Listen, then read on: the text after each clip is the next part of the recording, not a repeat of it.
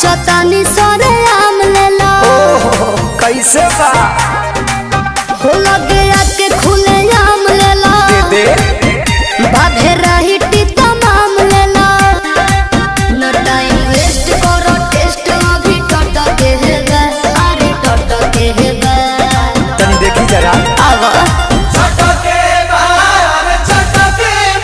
तोरा आम के सवाद गोरी खट के बाकी होट के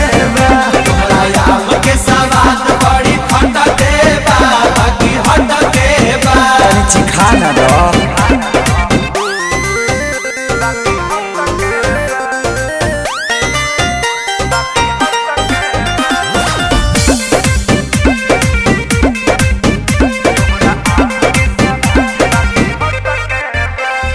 खेत खाना दानी बा बाप के बागानी बा ओहरे बागाने के आम बा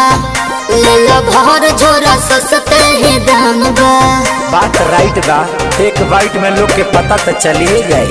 तोहरा चीज के न कवनो जवाब बाटे जवाब बाटे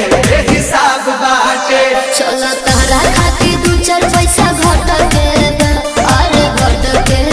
बा हाँ तो दे दो चलो छोड़ दी छट के छट के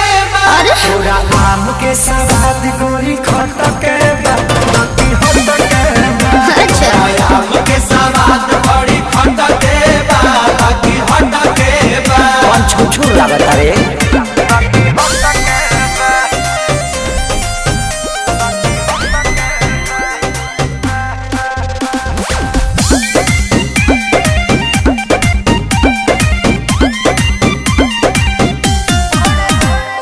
बड़े बड़े साइज बा भावना ना जायज बा सौदा बा पाकल न कांच बा अच्छा। बात कहता ने अभिनव सच बा अच्छा तो सुनो हाँ हो तोहरा लंगड़ा के तगड़ा सवाद बाटे धन्यवाद बाटे जिंदाबाद बाटे सारे राहुल हरी फिर जुस मटक बा अरे मटक बा हाँ तो पहुँच जाए रे सही हो छट के छट के हाँ तोरा आम के सवाद गोरी खट के बाकी होट के अच्छा आम के सवाद बड़ी खट के बाकी हट के